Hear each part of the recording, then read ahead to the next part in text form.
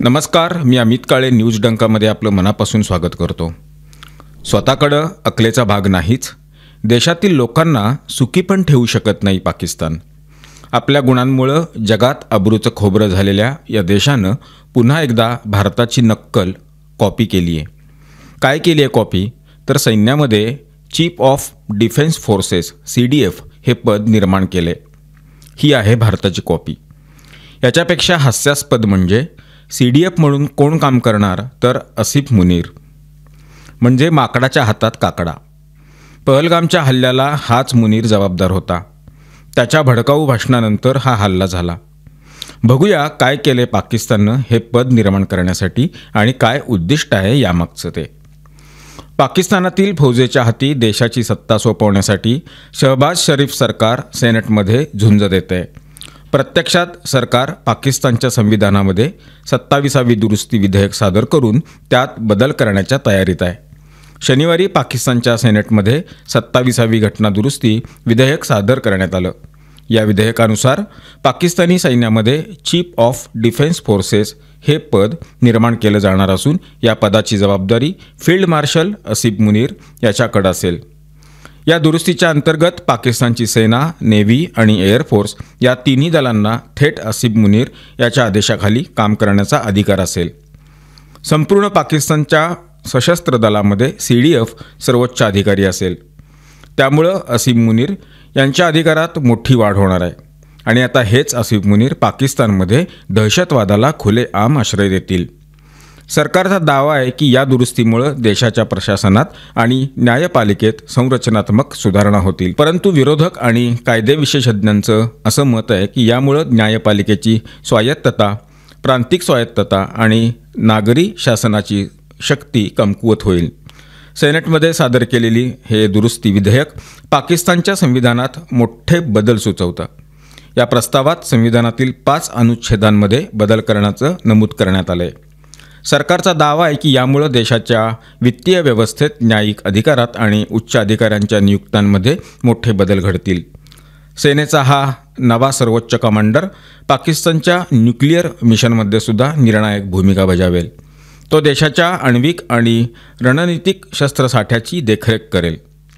पाकिस्तानमधल्या डॉन या वृत्तपत्राच्या अहवालानुसार हा कमांडर आर्मी ऑफिसरच असावा ज्याची नियुक्ती पंतप्रधानांनी CDFच्या शिफारसीवर केली असेल.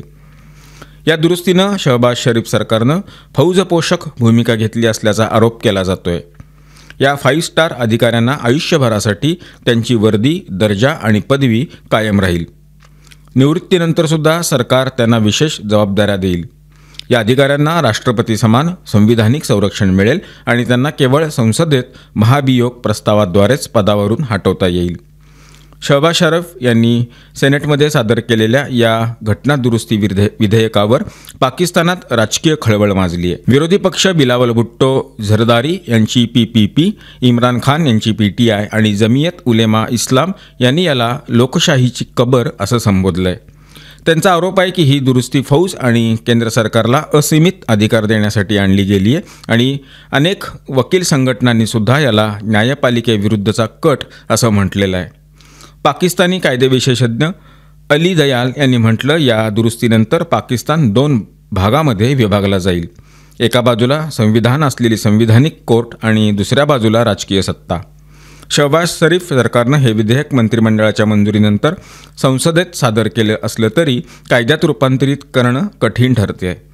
कारण सरकारला खालच्या सभागृहात बहुमत असेल तरी वरच्या सभागृहात म्हणजेच सेनेटमध्ये विधेयक मंजूर करण्यासाठी विरोधकांचा पाठिंबा आवश्यक आहे. मित्रांनो, योग्य जागी योग्य व्यक्ती बसली की देशाचा फायदा कसा होतो याचं एक अगदी साधं उदाहरण सांगता येईल. पंतप्रधान नरेंद्र मोदी यांच्या स्वच्छ भारत मोहिमेअंतर्गत राबविण्यात आलेल्या वार्षिक विशेष स्वच्छता अभियानानं यंदा ऐतिहासिक असं यश मिळवलंय. अहवालानुसार केंद्र सरकारनं ऑक्टोबर 2025मध्ये स्क्रॅप म्हणजेच जुनं वापरात नसलेला माल विकून तब्बल 800 कोटी रुपयांची कमाई केलेली आहे. ही रक्कम भारतीय अंतराळ संशोधन संस्था इस्रोच्या चांद्रयान 3 मोहिमेच्या 615 कोटी रुपयांच्या बजेटपेक्षा सुद्धा जास्त आहे. हे अभियान 2 ते 31 ऑक्टोबर या कालावधीत राबवण्यात आलेलं होतं, ज्यात 84 मंत्रालयं आणि विभागांनी सहभाग घेतला.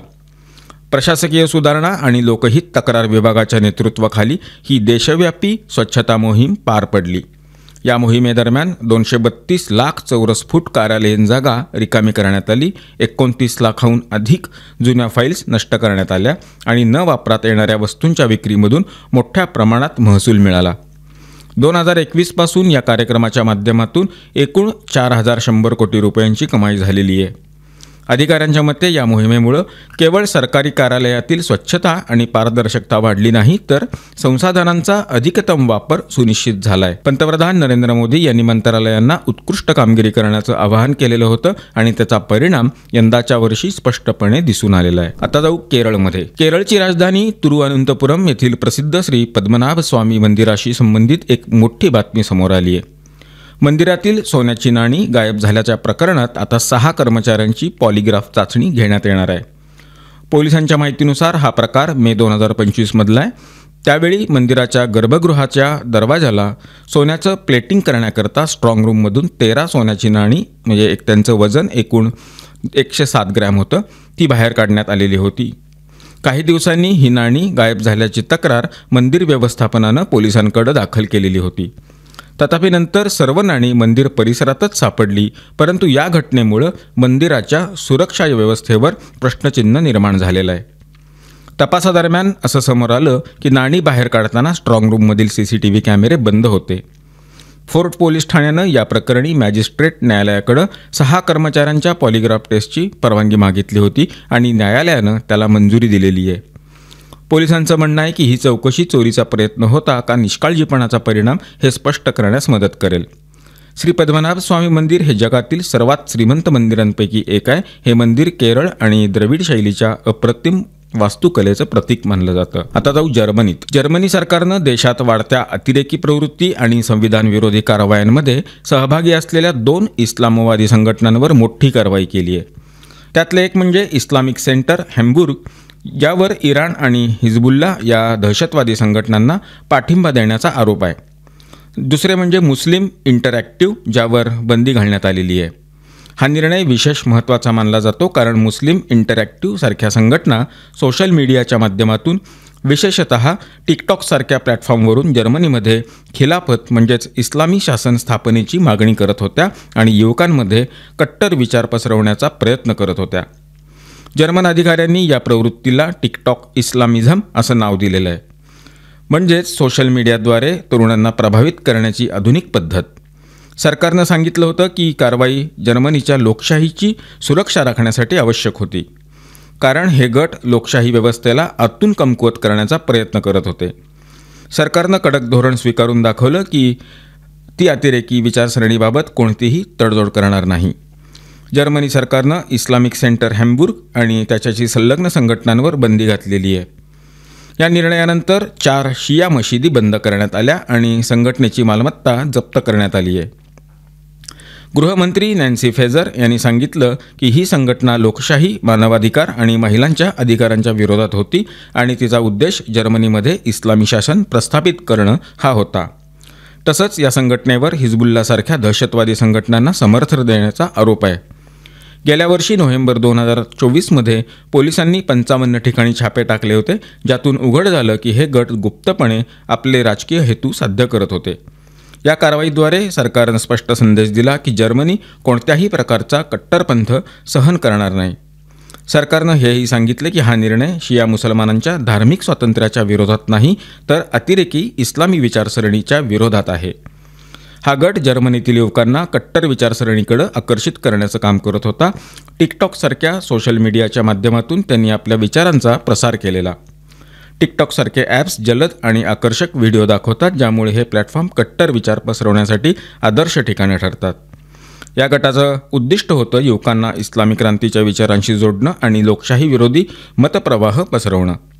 याशिवाय या गटाचा आणखीन एक मोठा हेतू होता, तो म्हणजे जागतिक खिलाफत स्थापना, म्हणजेच संपूर्ण जगात इस्लामी शासन आणणं आणि लोकशाही देशांना विरोध करणं. हा गट 2020मध्ये स्थापन झालेल्या एका युवा संघटनेद्वारे चालवला जात होता आणि आता त्याचं हिजबुत तहरीर या संघटनेशी संबंध जोडले गेलेले आहेत. हिजबुत तहरीरवर 2003मध्ये जर्मनीत बंदी घालण्यात आली होती. या संघटनेचा मुख्य हेतू असा होता की जगभर इस्लामी शासन स्थापन करणं आणि पाश्चात्य लोकशाहीला विरोध करणं. ही संघटना विशेषतः तरुणांना आकर्षित करत होती कारण ते सोशल मीडियाद्वारे आपले विचार सहजपणे पसरवत होते. या ग्रुप व्यतिरिक्त जर्मनीमध्ये जनरेशन इस्लाम आणि रियालिटी इस्लाम या 2 कट्टरपंथी संघटना कार्यरत होत्या. या दोन्ही संघटनांनी त्याच पद्धतीनं युवकांना इस्लामी कट्टर विचारसरणीकडे खेचतलं. जर्मनीच्या गुप्तचर संस्थांनी या गटांच्या हालचालींवर बारकाई नजर ठेवली आणि त्यांच्या मालमत्तांची तपासणी केली. अद्याप त्यांच्यावर बंदी घालण्यात आलेली नसली तरी त्या देखील सरकारी कारवाईच्या कक्षेत येऊ शकतात. या व्हिडिओच्या माध्यमातून मांडण्यात आलेले विषय आपल्याला कसे वाटले याबद्दलची आपली प्रतिक्रिया, आपली मतं कमेंट बॉक्समध्ये लिहून अवश्य कळवा. व्हिडिओ आवडला असल्यास तो लाईक करा, जास्तीत जास्त लोकांच्यापर्यंत शेअर करा, आपल्या मित्रपरिवारात शेअर करा आणि आमचं चॅनल आठवणीनं सबस्क्राईब करायला विसरू नका. धन्यवाद आणि नमस्कार.